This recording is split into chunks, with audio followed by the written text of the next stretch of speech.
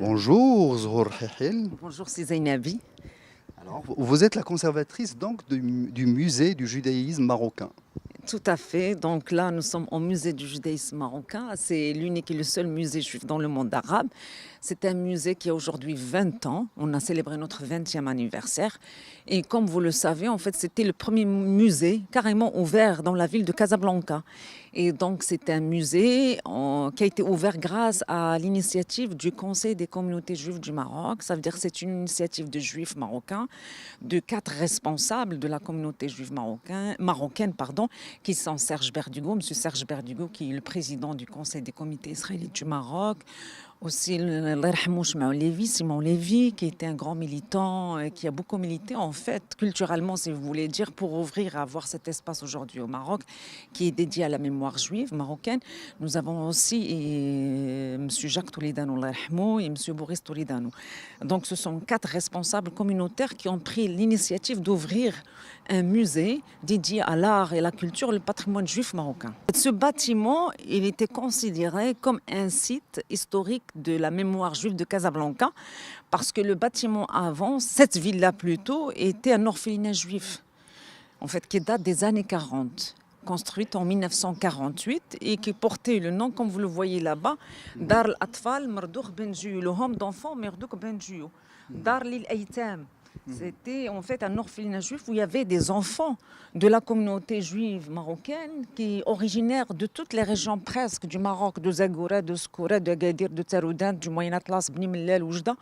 Donc les orphelins de la communauté juive étaient là depuis la fin des années 40 jusqu'à la fin des années 70, bien sûr avec le départ, plutôt les départs massifs des Juifs marocains vers Israël et l'étranger. Donc le bâtiment, comme parmi d'autres, comme des centaines, plutôt des milliers de sites juifs du Maroc, qui ont été en fait abandonnés, qui sont restés vides. Donc ce bâtiment, l'orphelinat, a fonctionné comme orphelinat jusqu'à la fin des années 70, puis après il est resté abandonné. Et vers le début des années 90, 94, 95, 96. Donc, ces 4 personnes que j'ai citées, ils ont eu l'idée, en fait, de réaménager le bâtiment pour héberger les collections du musée du judaïsme marocain. Là, nous sommes dans la salle polyvalente. C'est ici qu'on organise les expositions temporaires.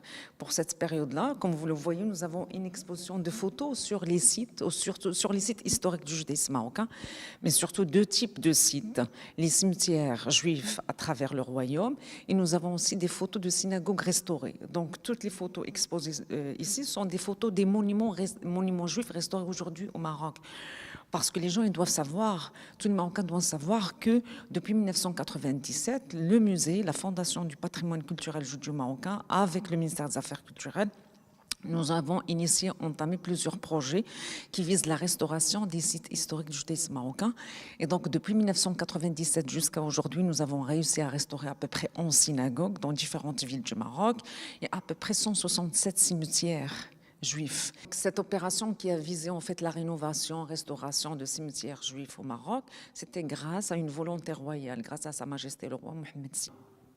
Donc ici nous avons la salle polyvalente, puis après en fait à l'intérieur nous avons 3 salles qui sont destinées à une exposition permanente.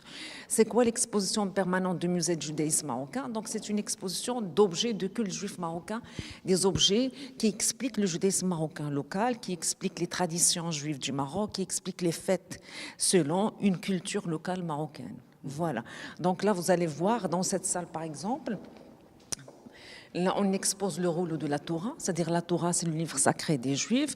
Et selon la tradition marocaine, il y a toujours ce qu'on appelle le manteau traditionnel de la Torah marocaine. Et donc, le manteau de la Torah marocaine a certaines spécificités, si vous voulez. C'est-à-dire, grâce au musée, aujourd'hui, nous avons réussi à constituer notre collection judaïca marocaine. Et donc là, vous allez voir en fait des objets, ce qu'on appelle la parure sacrée, comme les ornements de la Torah. Nous avons les chandeliers, nous avons les lampes traditionnelles de synagogue marocaine. Nous avons aussi des sacs de bar mitzvah, une cérémonie en fait qui est liée à la communion juive. Et aussi, on expose en fait une partie de bijoux marocains à Mazir. Ce sont des bijoux qui ont été collectés dans les années 50 et qui sont exposés aujourd'hui au musée. Donc, ce ne sont pas des bijoux juifs. Donc, parce qu'au Maroc, il ne faut pas tomber dans ce faux débat. Les bijoux juifs, les bijoux musulmans, on n'a pas ça. On a des bijoux marocains qui sont partagés par toutes les Marocaines, juives ou musulmanes, portent les mêmes bijoux. Nous avons aussi dans l'autre salle, nous avons une collection de lampes de Hanouka, la Hanoukia de style marocain. C'est connu dans le monde. La Hanoukia, c'est une lampe en fait qui est utilisée pendant la fête de Hanouka. La fête de Hanouka, c'est la fête des Lumières. Et donc, si vous voulez, le judaïsme marocain, c'est le produit d'une culture marocaine.